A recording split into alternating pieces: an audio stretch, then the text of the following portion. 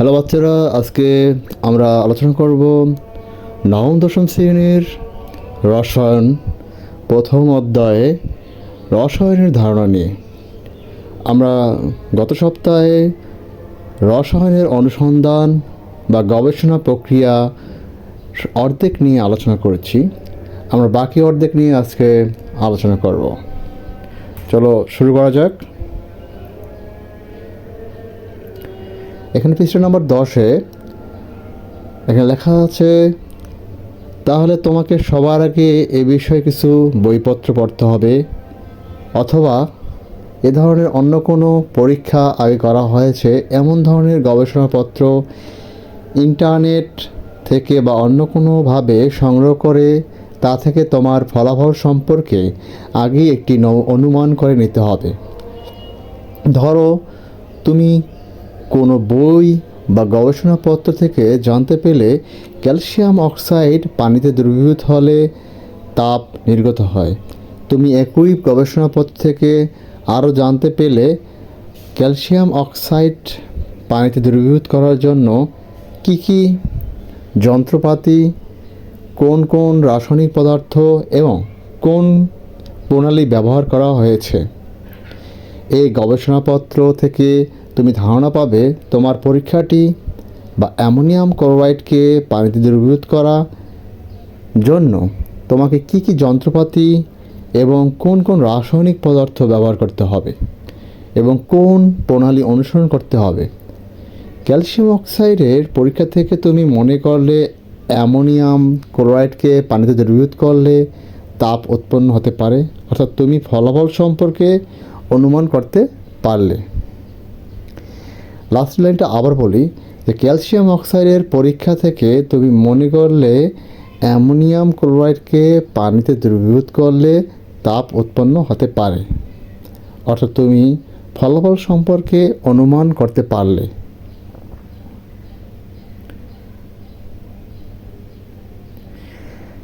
Calcium অক্সাইডের পরীক্ষা থেকে তুমি ধারণা পেয়েছো যে তোমার এই পরীক্ষাটি করতে বিকার, পানি, অ্যামোনিয়াম ক্লোরাইড, থার্মোমিটার, কাচের তৈরি রড, ব্যালেন্স বা নিক্তি ইত্যাদি জিনিস লাগবে।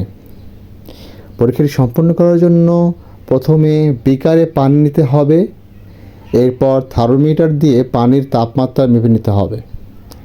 তারপর সঠিকভাবে ওজন করে অ্যামোনিয়াম ক্লোরাইড বিকারের পানিতে যোগ করতে হবে এবং কাচের রড দিয়ে সেটুকুকে নেড়ে দ্রবীভূত করতে হবে। এ সময়ের মধ্যে বারবার থার্মোমিটারের সাহায্যে পানির তাপমাত্রা দেখে নিতে হবে। এভাবে তোমার পরীক্ষাটি সম্পন্ন করতে হবে। এবার শুরু করতে হবে তোমার পরীক্ষণ। এখানে একটি টেবিল দেওয়া আছে। এখানে অ্যামোনিয়াম ক্লোরাইডের পানিতে দ্রবীভূতকরণে বিকারে দ্রবীভূত অ্যামোনিয়াম ক্লোরাইডের পরিমাণ ও দ্রবণের তাপমাত্রা দেওয়া আছে টেবিল আকারে। এটা নিয়ে আমরা পরে দেখব দরকার হলে।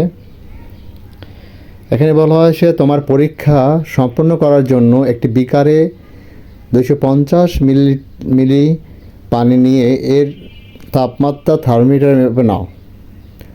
ধরো এর তাপমাত্রা 25 ডিগ্রি সেলসিয়াস। তুমি একটি তোমার খাতায় লিখে রাখো। এবার ব্যালেন্সের সাহায্যে 5 গ্রাম অ্যামোনিয়াম ক্লোরাইড মেপে নিয়ে বিকারের পানিতে দাও। কাচদণ্ড দিয়ে নেড়ে অ্যামোনিয়াম ক্লোরাইডটুকু দ্রবীভূত করো। দ্রবীভূত হওয়ার সঙ্গে সঙ্গে থার্মোমিটার দিয়ে আবার তাপমাত্রা মাপো। ধরো এবার তাপমাত্রা 20 ডিগ্রি সেলসিয়াস হলো। ব্যালেন্সের সাহায্যে আবার 5 গ্রাম অ্যামোনিয়াম ক্লোরাইড বিকারের দ্রবণে একইভাবে দ্রবীভূত করো। এতে বিকারের দ্রবণে মোট অ্যামোনিয়াম ক্লোরাইড হলো 10 গ্রাম। এভাবে বিকারের দ্রবণে আরও 5 গ্রাম অ্যামোনিয়াম ক্লোরাইড দ্রবীভূত করো। তৃতীয়বারে বিকারে অ্যামোনিয়াম ক্লোরাইড পরিমাণ হলো 15 গ্রাম এবং ধরো এবার দ্রবণের তাপমাত্রা হলো 10 ডিগ্রি সেলসিয়াস।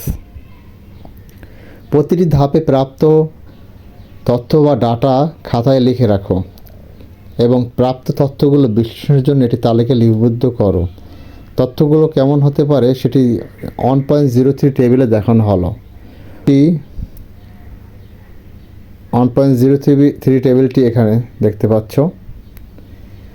এখানে দেখো 0 গ্রাম দ্রবীভূত করা হয়নি, তাপমাত্রা ছিল 25 ডিগ্রি সেলসিয়াস, 5 গ্রামের সময় তাপমাত্রা ছিল 20 ডিগ্রি সেলসিয়াস এবং 10 গ্রামের সময় তাপমাত্রা ছিল 15 ডিগ্রি সেলসিয়াস এবং 15 গ্রামের সময় 10 ডিগ্রি সেলসিয়াস দ্রবণের তাপমাত্রা ছিল।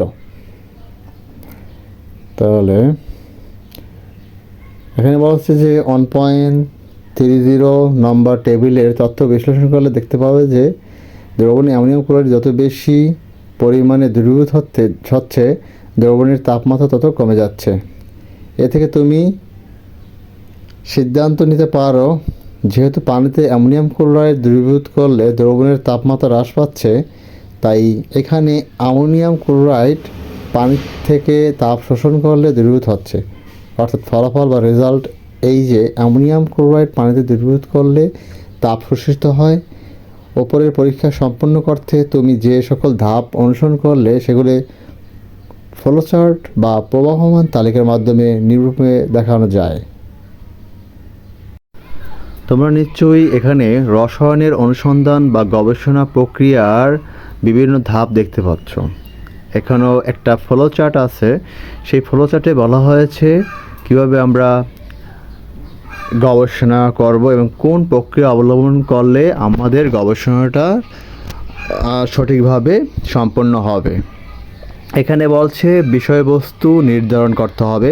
প্রথমে তোমাকে বিষয়বস্তু অবশ্যই নির্ধারণ করতে হবে। তারপর বলছে বই বা পূর্বের গবেষণাপত্রের সাহায্যে বিষয়বস্তু সম্পর্কে কিছু ধারণা নেওয়া। তার মানে পূর্বের বই বা গবেষণাপত্রের সাহায্যে তোমার কিছু বিষয়বস্তু সম্পর্কে ধারণা নিতে হবে। পরবর্তীতে বলছে যে কি প্রয়োজনীয় বস্তু বা যন্ত্রপাতি পরীক্ষা প্রণালী নির্ধারণ। তার মানে তোমার যে প্রয়োজনীয় তোমার ম্যাটেরিয়াল এবং ইনস্ট্রুমেন্ট প্রয়োজন পরীক্ষার জন্য সেটা তোমাকে নির্ধারণ করতে হবে। পরে বলবে পরীক্ষণ, তোমাকে পরে পরীক্ষণ করতে হবে। পরীক্ষণ মানে কি পরীক্ষা করতে হবে। তারপর কি বলছে তথ্য সংগ্রহ ও তথ্যের বিশ্লেষণ। এখানে তথ্য তুমি যে পরীক্ষা করলা সেখান থেকে তথ্য সংগ্রহ করতে হবে এবং সেই তথ্যের বিশ্লেষণ করতে হবে। পরে ফলাফল নিয়ে আলোচনা করা। তুমি যেটা ফলাফল পাইছো সেই ফলাফল নিয়ে আলোচনা করতে হবে যে তুমি কী সিদ্ধান্তে উপনীত হয়েছো।